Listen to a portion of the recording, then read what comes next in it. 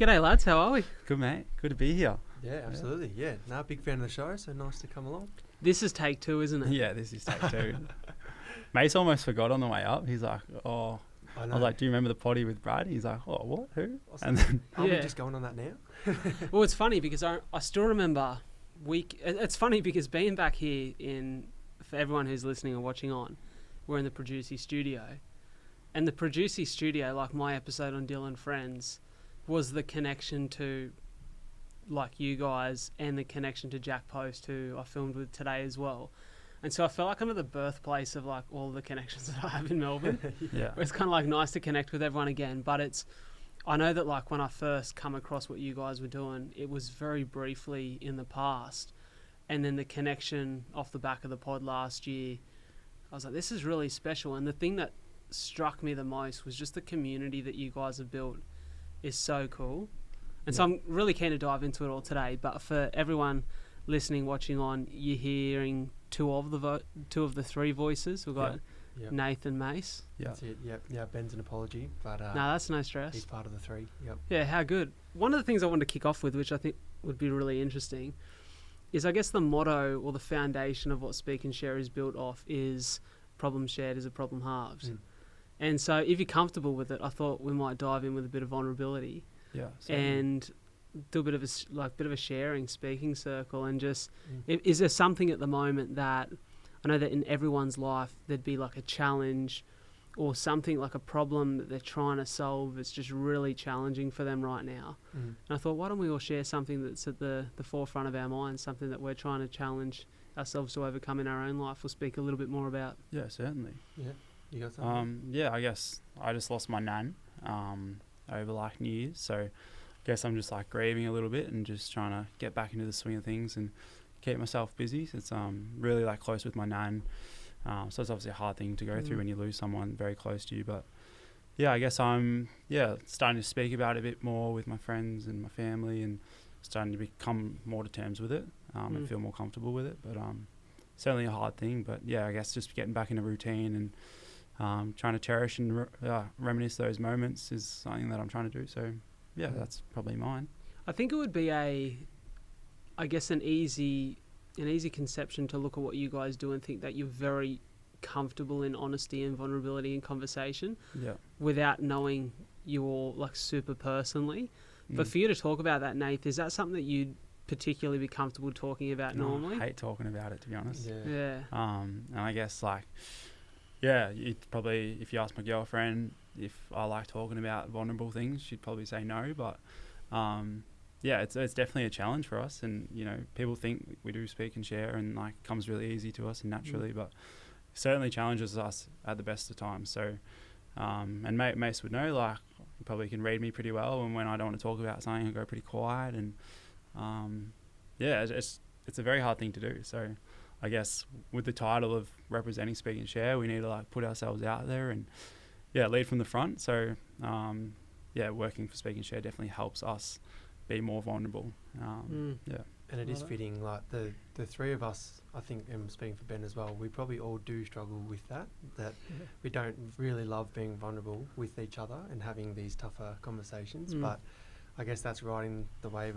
of Speak and Share as well, that if we're putting this out to the community, that maybe we need to try and do it a little bit ourselves as well. But in saying that, there's definitely times where like Nath might not want to talk about that, and that's okay, and we just accept that, and that's all right, and he's got his ways of dealing with it. But then it's more if he knows that we're here for him when he does want to, or every now and then we might just do little check-ins, and that's the way that we might approach that situation with Nath as well. Yeah, there's many ways to skin the cat, as they say. I was probably looking for a better analogy there, but it works. I like that. Yeah, that works. What about you, Mace?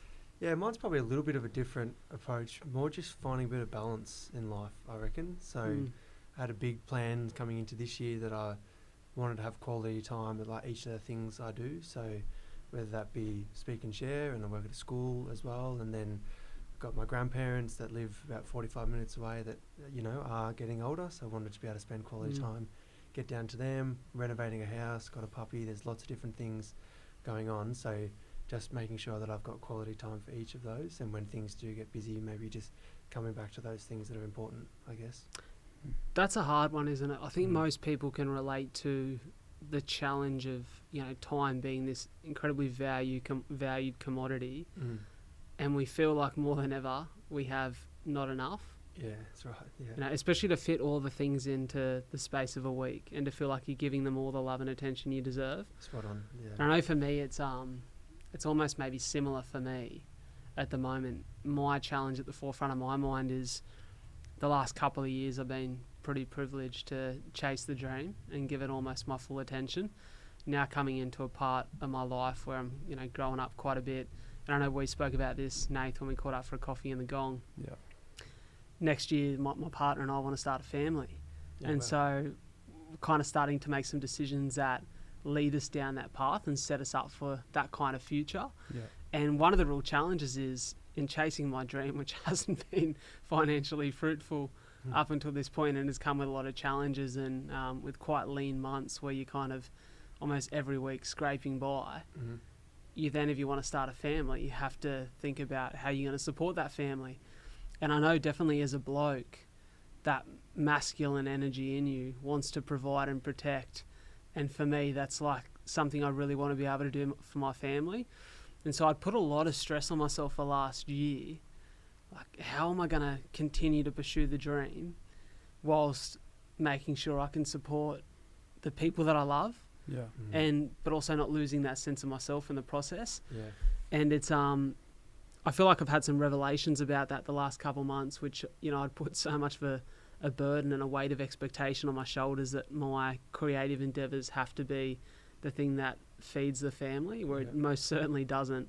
And it, you know, I probably found it like, is it illegitimate of me to step back into the corporate world so that I can provide while still pursuing creativity, which is so silly. Like, that's such a limiting belief and just such a thought that's out of line with everything that I believe in as a human being. Yeah.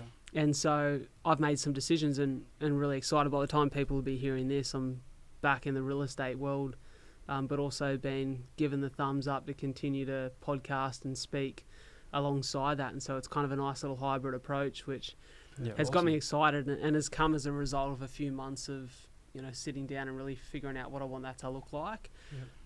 But it comes with that stress of I'm going to be busier than ever.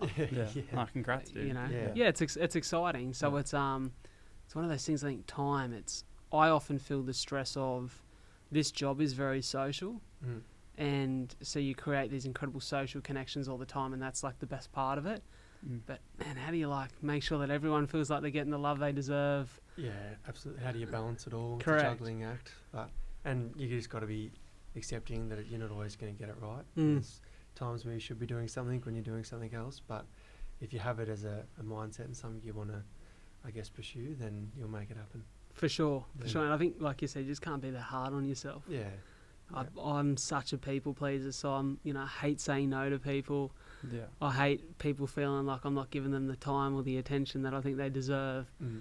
But you got to be able to give yourself some time and attention too, you know? Certainly. Definitely. And that's part of it. Absolutely. Part of it. Yeah. I love what you guys do, and I'm confident that a lot of people who'll be tuning in have come across your work or are connected with it, well connected with it.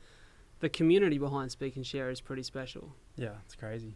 You know, how does it feel to be in it now? Like, where you're at, how many years has this been a thing? We're coming up to 3 years now, so middle of this year will be 3 years.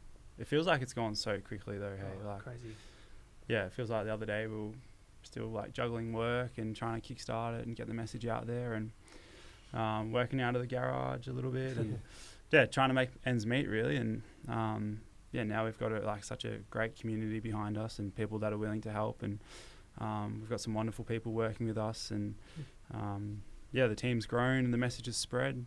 The future looks pretty bright with like some plans and some goals that we want to chase down, and it's a dream job really, like getting to work with your best mates and have a bit of fun along the way, and meet we say it all the time, but meeting people is the funnest part about it. Absolutely. It's been incredible, but it's flown by. So I always find it hard when last couple of months I've been telling people about this trip to Melbourne and, the fact that I was down here to record a few pods, and everyone, asks the obvious question, who are you sitting down with? And when I talk about you boys, I almost find it hard to, in a sentence, tell someone what you do, because it feels like there's so many aspects of what Speak and Share has become. So I'd almost call it an Uber conversation. Like if you got an Uber and you had 10 minutes to explain to the driver what Speak and Share is and what it means and what it's become. Yeah. How would you sum it up? Yeah, well, we like that that's, I guess, how it is, and it probably depends who you're speaking to a little bit as well, which we're very mindful of. So we run programs within schools, sporting clubs and workplaces. So the people that connects with, that's definitely something that we would want to mention to them. But then we also do merchandise, so we recognise that wearing around the message is an important thing that people can connect with and is a very big conversation starter as well.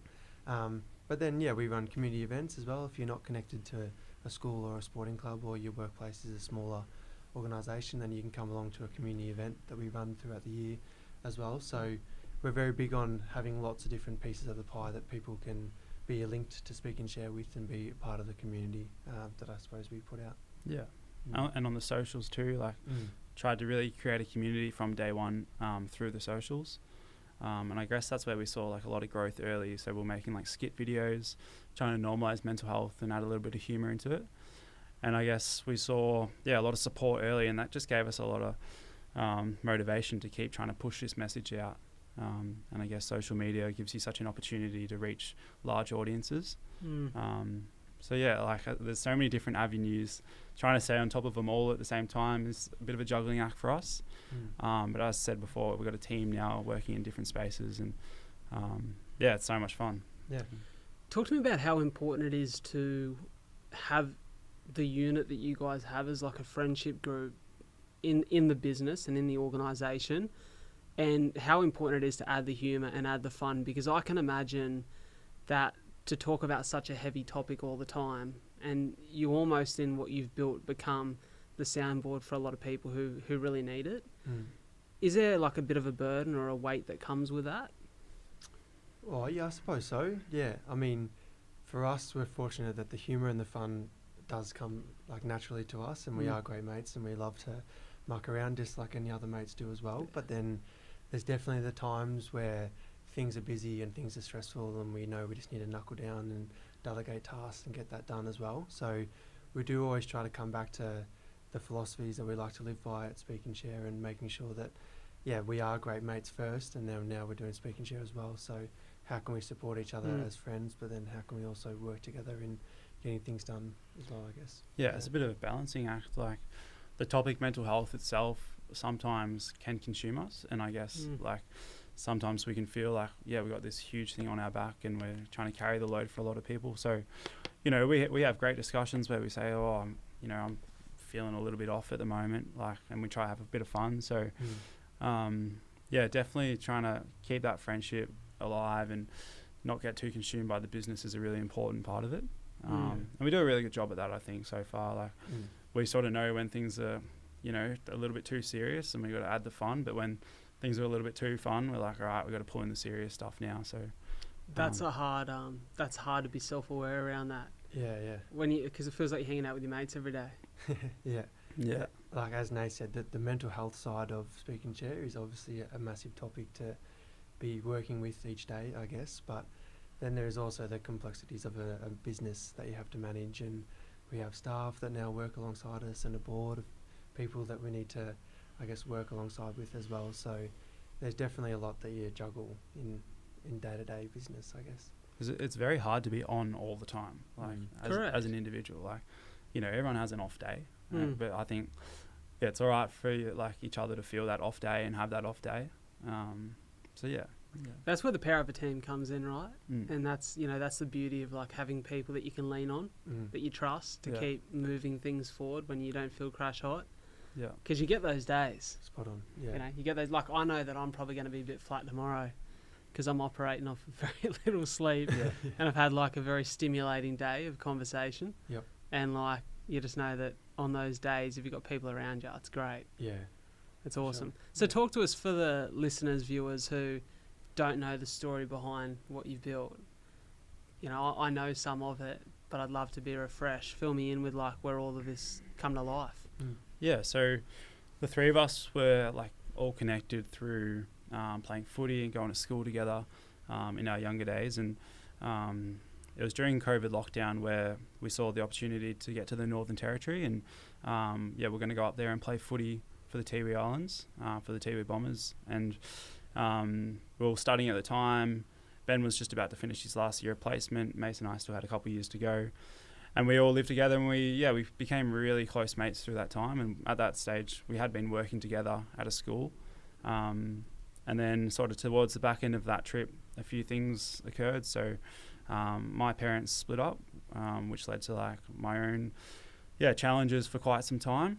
And then unfortunately, Mace and Ben lost one of their dear mates to suicide at the very end of our trip. So once we all came home, we all were faced with like what looked like a pretty different life at that stage. There was a lot of challenges, and we were there to support each other through that time. And I guess one day we just came together and said, you know, being a teacher is great, and we all want to be a teacher, but we could see that people were being challenged during lockdowns with their mental health. And I think we just said, you know, how can we make a difference? And we just ended up making a video one day at Ben's house, and we put it out on the internet.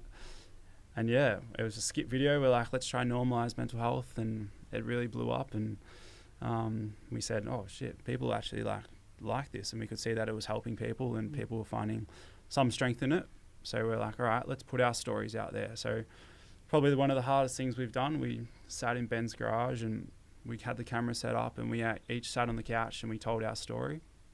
So I spoke about, you know, my own struggles from losing my parents' separation, and how it made me feel, and how isolated I felt going through that. And May spoke about, you actually lost one of your cousin to a tragic workplace accident. So that was a challenge Mace went through, and you put a really beautiful spin on that story. So each way that we told our stories was very different. We said, like, all right, let's put that on the internet and see how that goes. And people really got around that, and we were like, wow, okay, the power of vulnerability is there. And it kept going on. And you tell us a bit about what we've been doing from that, I guess. Yeah, I guess that's how it grew, and we're happy to be guided by the community and how it looked. And as Nath said, we just put it out on social media to see what the uptake was, and to see what people were connecting with and relating to, I guess. And then we kind of had it as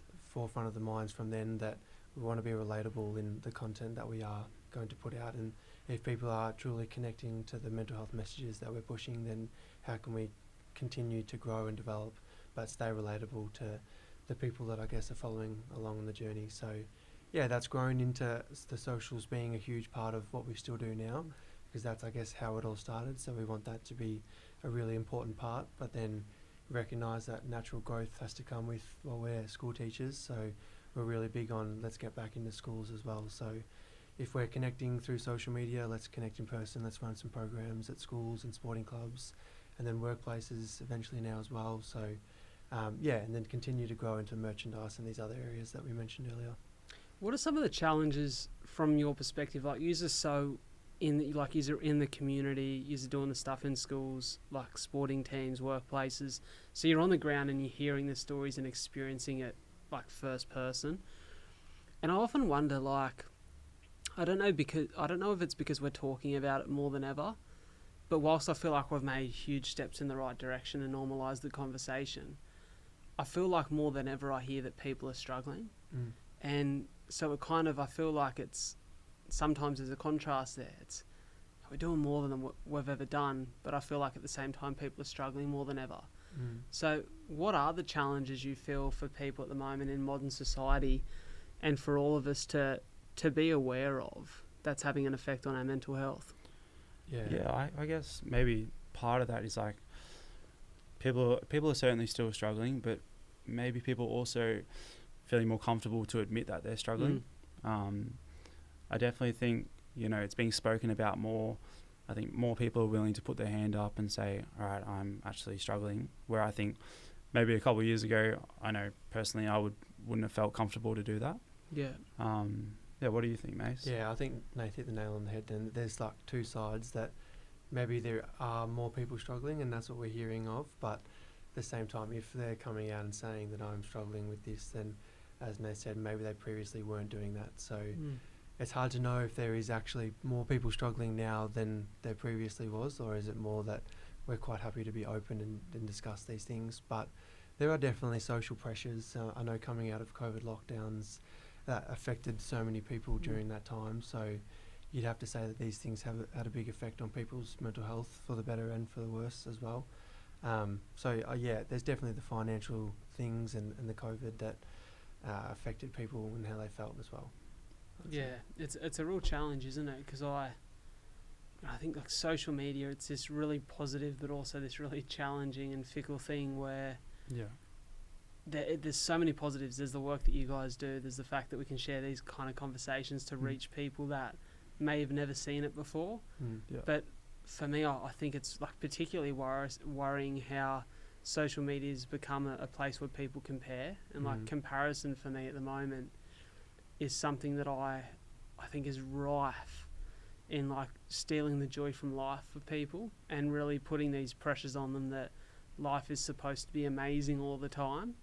And I think it's like a reminder for people all the time that, and maybe that's the healthy thing around hearing more of these conversations, is for people to realise that it's actually quite normal to go through your ups and downs.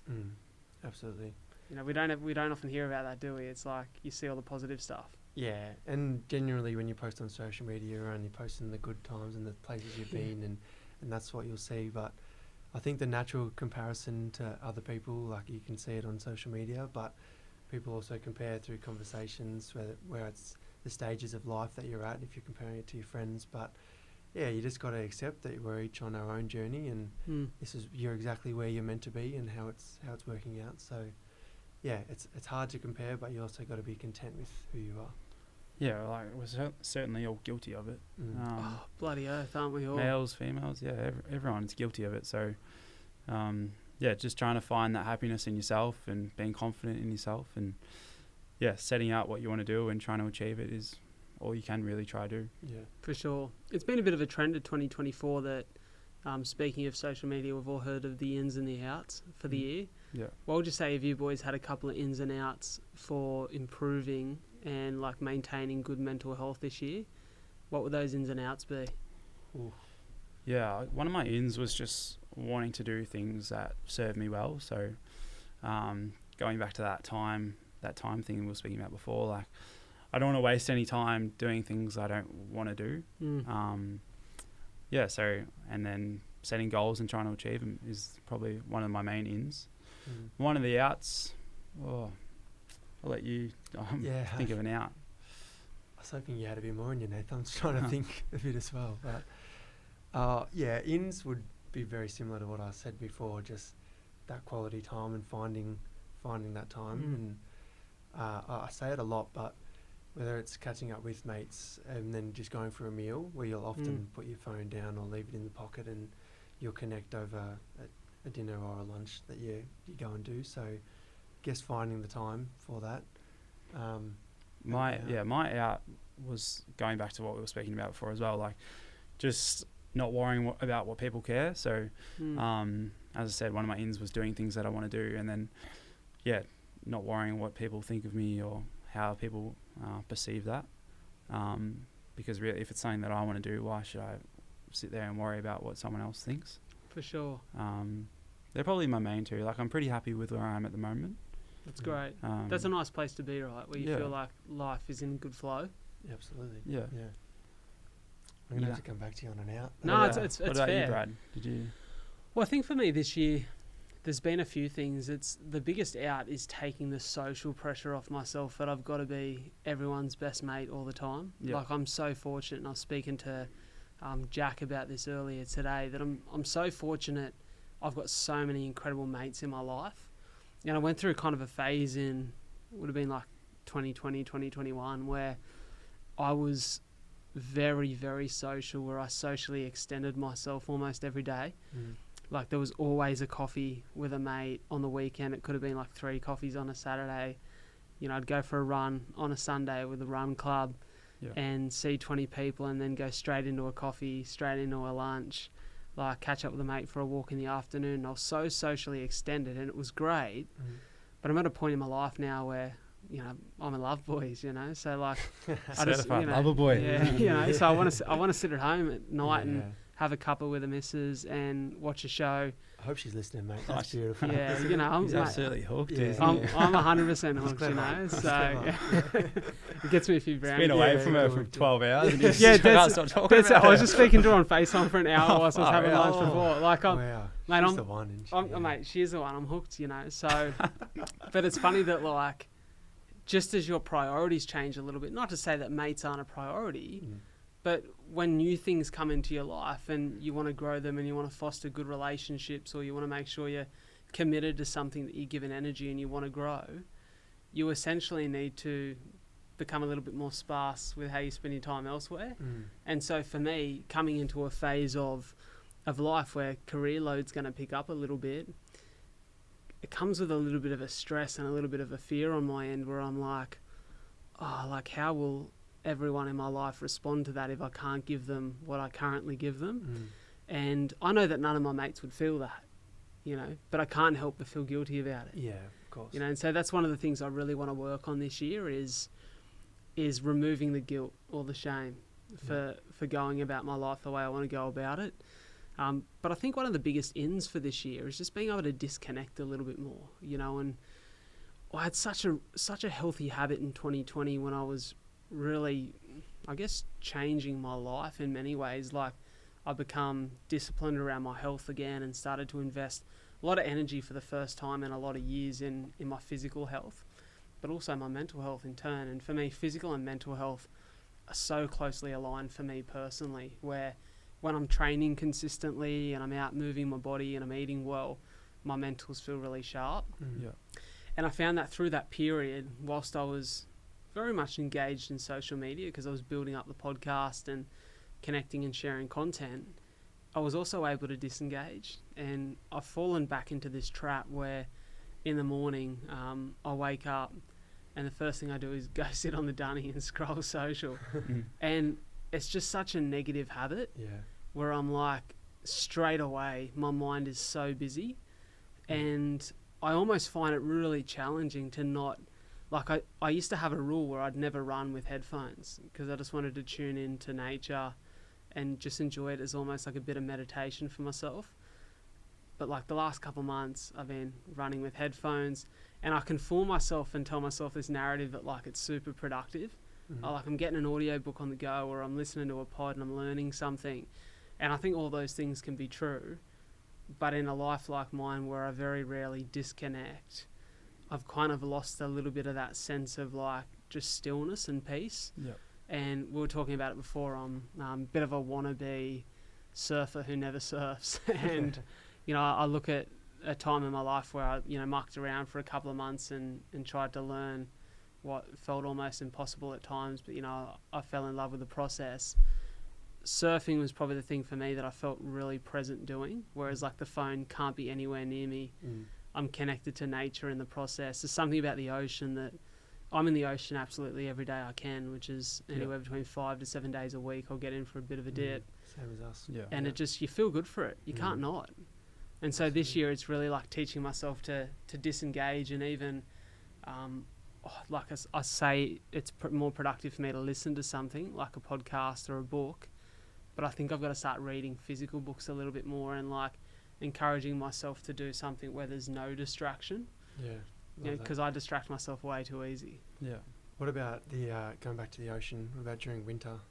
I'm pretty consistent. You'll give it a go? Yeah. I find, to be honest with you, like I love an ice bath as much as maybe not as much as Rogan, but you know, I love getting in the ice. I love getting in the ocean when it's cold. Yeah. Just something for me. I've done the cold showers things. Like I haven't had a warm shower in the morning for probably 5-6 years. Really? Yeah. Sorry. Yeah. That's outrageous, dude. Yeah. The ocean in the winter's easier, Yeah. isn't it? Well, to be fair, it's You live probably a in little Sydney, bit cold. mate. It's Yeah. about 40 degrees in the water. Yeah, Yeah, it's probably a bit it's colder really down in Mornington than You it haven't is had up an there in ice the bath, Gong. mate. But it's for me, like I feel really good for it. It's one of those things that immediately for me has an impact on my state of happiness, and you know, like I just feel like I'm really connected when I get in the water early. The one thing that I probably like just want to get in the water and surf and be out there for a little bit longer, because sometimes it's just a bit rushed, like it's after a swim or whatever. Yep. But I feel awesome for it. Yeah, absolutely. And maybe I just feel fucking super tough for being out there. And like maybe it's a bit of an You ego are, thing mate. too, you know? Yeah. But so are you boys pretty much all around, like you'll get in? Oh, I'd love to, yeah. I had a little challenge last year, like through winter, that I wanted to still get in the water and get the head under. Even if it's freezing, you just feel so rejuvenated, energized by it. Yeah. Yeah, I love it as well. Like, normally when I'm like feeling stressed, I know that I like just have to go throw my head under the water. So I'll say, oh shit, I got to go for a surf, and then I'll come out and I'll feel $1 million. So it's something that we like to do together. So going out for a surf or going for a swim, or even just like walking the dog down the beach and just being around it. Do you both have dogs? We do, yeah. Yep. You just got a new one, didn't you? I did, yeah. Yep, we've got a 6-month-old puppy at the moment. What breed is it? Golden Retriever, she is. So Love a The retriever. perfect dog for Mace. He even looks like a golden Yeah. retriever, I reckon. It's funny, we're actually talking about it this morning in the studio here when people look like their dogs. Yeah, A guy walked past in the all I've street. heard, I reckon you look like a She's retriever. damn cute. So I'm Yeah. happy What do you with got, that. Nate? Cocker spaniel. Oh, we're getting a Cocker Spaniel at the end of the year. Yeah, it's cute. So I'm a Jack Russell boy, like grew up with Jack Yeah, Russells. you look like a Jack Yeah. Russell. Everyone said that's that that's what everyone says to me, like you got that Jack Russell energy, like you don't shut up. And so I grew up with Jack Russells, and my boy was actually 7 the other day, Hunter. He I got him for my 21st birthday, and my sister got his little brother Archie. Yeah. And my dad been retired for a couple of years now, and I lived with my old boy and his partner Karen for ages. And the dog got very comfortable with his grandparents because they were home every day. Yeah. And I'm a bit of a destitute father because the dog's moved to Queensland with his grandparents, so it breaks my heart. Like I FaceTime every day and try to see him as much as I can, but he's Are you busy on the FaceTime? Yeah. Girlfriend and the dog? my girlfriend and the dog. We're talking about this before. I FaceTime my mum, my dad, my sister every day. Do you really? Oh, Yeah, I'm so, and that's for me doesn't feel like a burden at all. Like even if I spent time over in the US in 2022 by myself, like 2 weeks on a trip, every day without fail, I'd FaceTime all 3 of them. How's that? Even if I decide to put my phone down on a trip, I just got to I just love talking to my family. Yeah. We're so good on you. close. Yeah. So I'm a bit of a FaceTime fiend. Yeah, Not to wow. keep mum out of this one. That Yeah. Yeah, I She's hope lucky my if I parents give her a aren't call listening a to week. this. But yeah, I think dogs are like this. They're an interesting hack. So we live in an apartment at the moment, and seldom are we home enough that we could have a dog right now without a bit of a yard, because work, I'm busy, Soph works a heap, and so we would feel really slack having a dog right now where they wouldn't have the space. But Soph has grown up with Cocker Spaniels, and actually big news in her household back in Temora. They've got 2, so they originally had 2, Daisy and Frankie. Frankie's about 2.5, and they recently got young Bentley, the young stallion, who eventually was gonna make some babies with Frankie. Yeah. Oh, true. And we were kind of questioning whether he was like cluing on to how it works. Yeah. And just about 2 weeks ago, he had an epiphany that he can now root. Hey. And so he's been going to town. Poor Frankie's exhausted, Oh. but we're hoping he can just hold off. Like we're just hoping he hasn't sent the magic bullet yet. Are we still recording? Yeah, we're still recording because we've got we're hoping we move out of our apartment in probably 6 months, and we're like, can we get to a point where we've got a yard before the pups come along? So we're hoping, we're hoping that the young fella hasn't transported the goods yet, because we're thinking in a couple of months we'll be ready to go for a puppy. It sounds like yourself, mate. Yeah, getting ready to start the family, you know. So it's funny that This is taking a turn. yeah, listeners are starting to check. Like, what pod am I listening to? Sorry, guys. No, Yeah, but it's it's great. But it's really exciting. I think dogs are an absolute happiness hack. Oh, couldn't agree more. Yeah. Have you ever watched Ricky Gervais's show Afterlife? No, I haven't. No. might have to. Oh, you guys would like it. So I'm a big Ricky Gervais fan. Some people aren't. Some people are. I find him hilarious, and his show, which he's written, directed, and stars in, is built around the premise. And I wouldn't be giving much away here because you get the idea of it in the first ep. But he loses his wife to cancer, and so it's quite heavy at the start of the show, where you're so used to seeing this guy in funny stuff, and the show is hilarious, but it's all about finding light in the darkness. And in the particularly like early months of, grieving his wife, His dog is the thing that keeps him alive. He's like, you know, if I take my life, who's going to feed my dog? And so it's this really like visceral and heavy story that, you know, I can imagine would be like very relatable for a lot of people. And just, you know, the fact that like whenever he walks in the door, the dog's excited to see him. It just, for a lot of people, it gives them purpose in life. Yeah.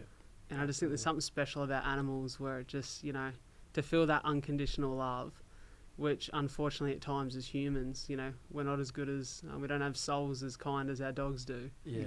It's a really special feeling. Yeah, absolutely. Yeah. So we're looking forward to it, you know. Yeah, I mean, getting a dog like gets you out of the house. You go for a walk every day. Oh, yeah, I'm so happy I got one, and Ben actually just got one the other day as well. So yeah, I've been seeing his. His is a cutie. What is it? German short hair pointer. Yeah, Basil. That'll be a big bastard, won't it? Yeah, he's gonna be a big boy, huge, like his owner. Yeah. Ben will hate me saying this, but he's a boy and he squats when he pees.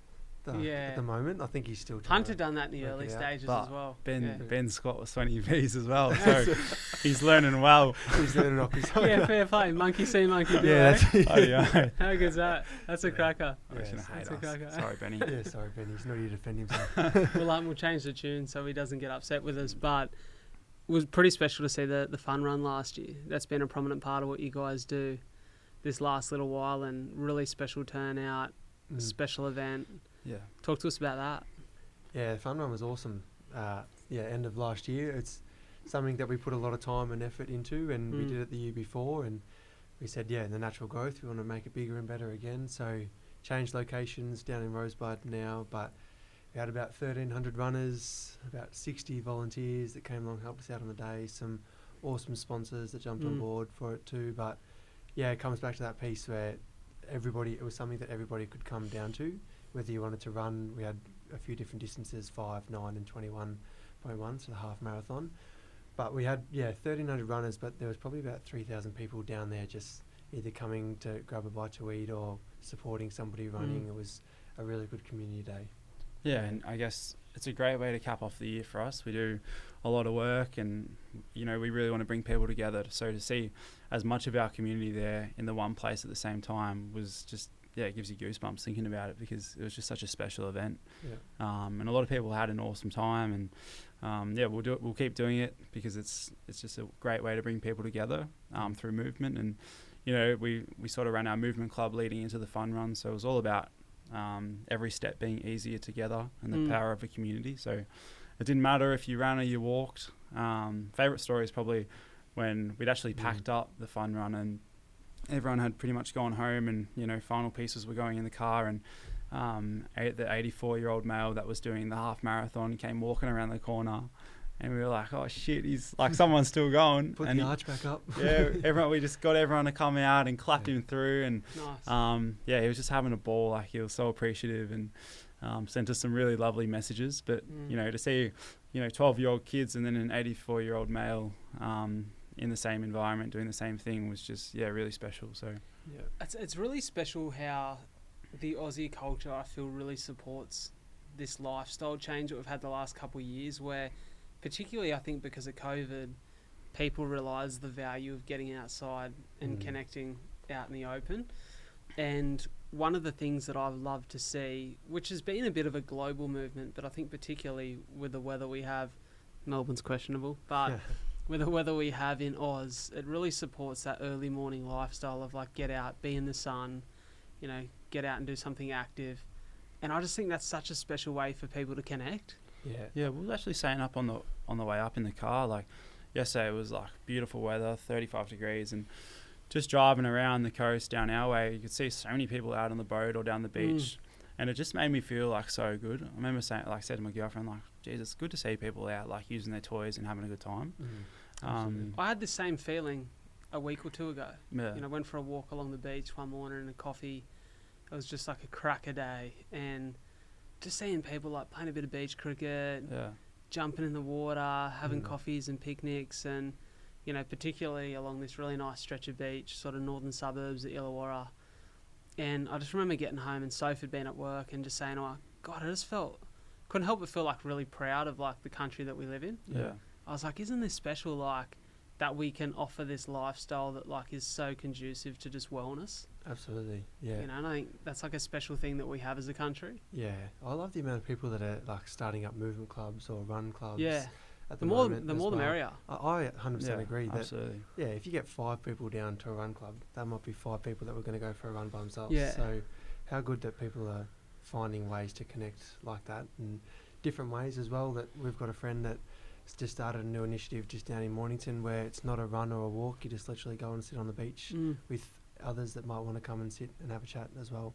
That's Whether awesome. you've had a great day or a bad day, there's people there to sit and chat with. So, yeah, just a lot of new initiatives that are good that people can get out and join. Yeah, and just good to see people trying something. Like Yeah. if you have an idea, like give it a crack. And Yeah, for sure.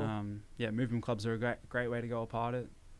You know, we've got ours every Wednesday, and yeah, it just breaks the week up so well. Like with little trot, and then we get a coffee.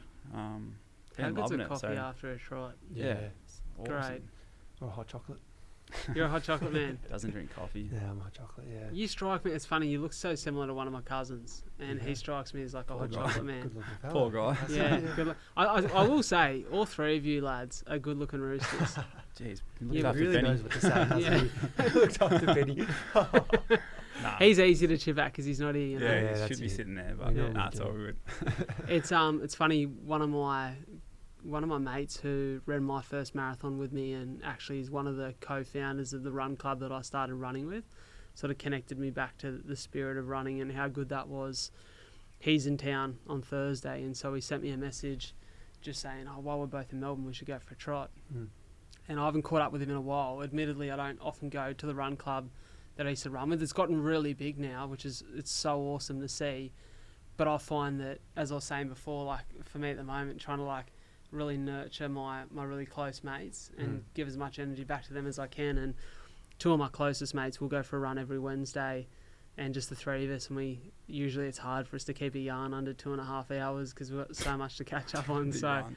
yeah, so it's like, yeah, it's not all over the run. It's like 40 minutes running, have a dip, have a coffee, and then we've got to cut it short so we can all get to work. And Yeah, perfect. it's so for me, I rarely get to the run club anymore, but he messaged me and said, "Oh, let's go for a trot on Thursday morning." And I thought, "Beautiful, go for a half-hour run or something." He said, "Oh, do you want to make it longer?" And I thought, "Yeah, right." I said, "What are you up for?" And he's like, 17k at 5 a.m. I was like, right. I was like, "Yeah, right." So it'll be a nice catch up, but it's good to get you out, you know, like, and that's the beauty about making it social. Yeah. It encourages to get out when maybe you wouldn't. Yeah, exactly right. Yeah. No, I'm big on that. Like, if you want to go for a run with someone, like, flick them a message and start it, because they're probably thinking the same thing. They're probably like, gee, it'd be nice to go for a run with someone. Bloody oath. And as May said, it could be one person, it could be 30 people, or it could be 100 people. It doesn't really matter, as long as you're doing it with someone else. For sure. Yep. Talk to me about the Mornington area. Like, for me, it almost feels like a bit of the unsung hero of Melbourne. Like, is it very similar to us in the Gong, an hour from the city, Yeah, it's God's country. on the isn't it? coast? Yeah, we say the same thing. We like to keep it quiet, the peninsula, but Yeah, I was going to say. get all the yeah. city slackers coming down over Yeah, the weekend. fair. I don't know if we want to talk about it. We love home. We don't want anyone else. First there. rule about the peninsula, don't talk about the peninsula. Yeah. Yeah, no, it's a beautiful area, like awesome beaches. Is it big? How many people would live there? Oh, it's pretty big. Yeah, it's massive. Yeah. Yeah. Mornington Peninsula is huge. Like, Would it be similar to the Illawarra? You spent some time in the Illawarra, Nath. No, we'd be bigger than Illawarra. Are we? Is I this don't- just a dick measuring contest now? Where we go. I'm probably thinking of like Kiama, Wollongong, and is that Illawarra? Yeah. Yeah. Yeah, it's probably pretty similar. If you were Yeah. to compare it to something in Sydney, I would say like you'd compare it to that. So like 500,000 in terms of population. Probably yeah. have more. Megan. Yeah, man, I got no idea. Don't know either. Yeah. Yeah, just so a it's bloody probably good it's probably place. bigger than I Put it in the remember. bio link, how many Yeah. people? Yeah. See, I've been down there once when I first come down to Melbourne. I went through Red Hill and then Yeah, down and like awesome. just checked out one of the beaches there, but for like half a day. And like it looked beautiful. Yeah. I was Yeah. kind of surprised because I didn't think you could get surf, down in Melbourne. Yeah, no, so you sort of get 2 parts. You get like the back beaches where we surf, and then you get Port Phillip Bay where we like take the boat out, you just go for a swim, and Yeah. Red Hill's a beautiful area. You get like a lot of farmland out there and a lot of beautiful wineries. But Yeah, the vineyards I guess and- where we go, like Mornington, Mount Martha, and you make your way down to like Sereno, gets very busy over like school holidays. A lot of people come down and camp down there, and bit of a hot spot. yeah, no, it's an Yes. awesome place. Like yesterday, there would have been bloody thousands at Mount Martha Beach, and Oh, yeah. all the boats were out. Got the pillars where people go rock jumping and stuff. So yeah, it's a pretty special place. And when the sun comes around, it's really good to get out there and enjoy it. So I find that it's funny. There's two sides of the coin in the Illawarra, where half the people who grow up in the Illawarra have the dream of like starting the family there and staying there for the rest of their life because they bloody love it, and the other half, this place is a dump, get me out of here. Is it the same down there, or is it like, as someone who grows up, I'm assuming you guys grew up in that area? Like, is it somewhere you see yourself being long term? Yeah, it probably is a little bit different to that, where I think if you grow up on the peninsula, you're quite happy to stay on the peninsula. I mean, not everybody, but I reckon the retention rate would be pretty high. Yeah, I mean, we're always like, oh, geez, it'd be nice to live in Queensland because the weather's going to be awesome all year round. But then when you go overseas, you really appreciate like how nice home is. And I'm always like pretty stoked to come back, even if I go to Sydney. Missus will hate this, but I'm not a huge fan of Sydney, to be honest. Like, to be honest, Sydney, I don't like the cities, man. Like, I always end up in the city, but I'm always so stoked to come back to our little nest on the peninsula with our beautiful beaches, and it's a bit quieter. For sure. City life doesn't really do me too well. So that's a big thing for me. Like, I was up in Bondi, not last weekend before, catching up with a mate, and went for a run, had a coffee, done a podcast on his pod, and like, it's a beautiful stretch of coastline, but God, it's busy. And like, just driving around the city and like trying to get a park. And I hate like having a fight for a park in my own backyard. You know what I mean? Don't like traffic. Yeah, it's first world problems, but it's like, really when you come from an area like that, you're like, oh, I take this for granted at home. And I think that's one of the beauties about travel, is like you said, it puts home in a perspective. Yeah. It's probably why you need to get out of your area a little bit here and there. Yeah, to really appreciate it, for sure. Yeah. So what else is happening this year, boys, that's exciting, that gets you pumped? Yeah, well, we're keen to do something with you, so... Yeah, a little collaboration. Bit of a secret there, but it's going to be pretty special, pretty big when it comes around. So excited for that. And then, got a few more stories to tell through our merchandise. And the school programs is really kicking off, so we're really excited for that. So school just went back this week. What year levels? We do from year 9 and up. Nice. And we're looking to develop a program for those junior years. Mase still works in a primary school, so he's really passionate about getting that primary school program. We see like a great opportunity there as well. So for sure. But hopefully we can like do a little bit of travel with our program and reach some other states, which would be awesome. So we got a bit of taste of that last year when we went out to Norfolk Island, and we just thought like it was unbelievable to reach an audience out there, but still have a bit of fun and travel and do that. And got a few events coming up, which are going to be pretty cool. And mate, there's like so much in the works. It's just it's exciting. It's a little bit where do you start. There's heaps happening. Also building on what we have now as well. So like, we run a lot of programs, so now we want to think, what's the next steps of these programs? Do we have an offering that is the next one on, where we have a 2-part thing, or do you add a few different activities? So we're just looking into all that now, I guess, and building that up. But we're quite happy with where it's at, so just continuing to grow. Keep watering the grass, eh? Yeah, that's it. Yeah. It's funny. I'll share a story with you quickly. So I'm doing my first school gig for the year with my good mate Bretto. This Friday coming, which will be nice to tap back in. But the last one I done, I went to, was actually the local high school just down from where I lived in Berkeley, which is sort of like 15 minutes from Wollongong City. And it's an interesting neighbourhood, Berkeley, because the school itself, I didn't go to this high school, but it's kind of like the sporting school of our area. So a lot of talented athletes go to this school, but Berkeley is typically a low socioeconomic area. So some kids come from really challenged backgrounds, and they get a really diverse mix of students there. And so the wellbeing coordinators there at the school said, we've got a real mix of students, and we think it'd be really valuable for you to come in and talk and share your story to a bunch of them. And so I've done a few things with them now where I've had some really interesting conversations. Like the first time I went there, kids walked into the room, and the first kid to walk in the room goes, "Fuck, I don't want to fucking be here." And I was like, he's going to be hard to crack. And one of the kids, I could tell he was just going to try and cause me some trouble. But it was a real privilege, because I think those kids are the kids that often need to hear it most, and almost like they're wanting to be heard.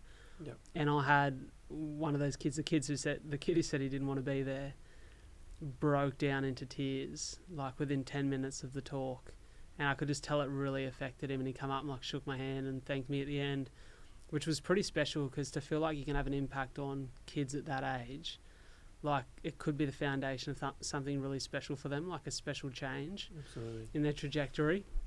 But the last time I went to speak there, I spoke to their year 11 group, and actually it might have been the year 12 group, and they're sort of just heading into their HSE.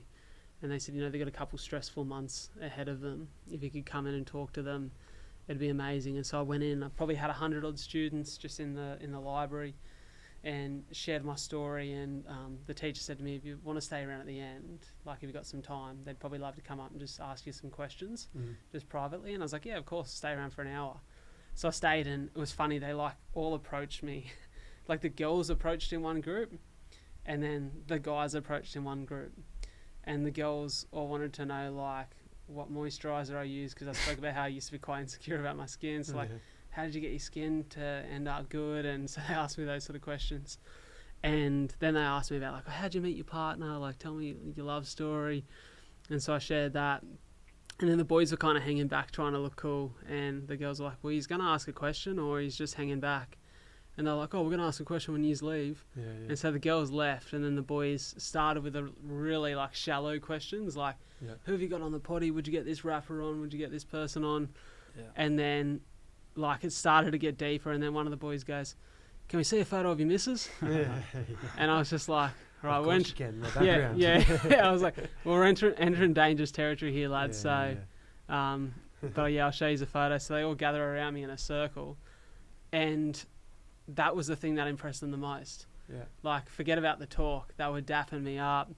They were hugging me. They were like, they were chanting. They were cheering. They were like, mate, you've done so well for yourself. Like, how do you pull that? Oh, that's cool. And so it was hilarious. And like, that was the highlight. And I was like, I probably could have showed him a photo at the start of the program and ticked it off, and some street cred. So, but they're so funny at that age.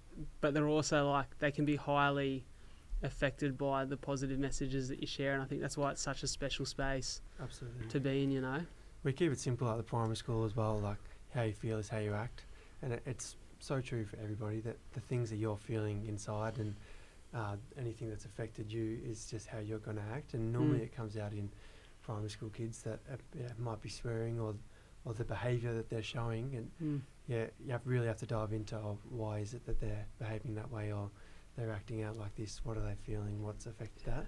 And it's the same for all of us. The way that we feel is the way that we're going to rock up to work, and I guess the person we're going to be. So yeah, it's a really important thing to remember, that don't judge somebody by how they're acting out, that often they might be feeling something, and that's affecting the behaviours that they're showing. Yeah, for like sure. You mentioned. Yeah, for sure. Lads. So can we see a photo? Or? Yeah.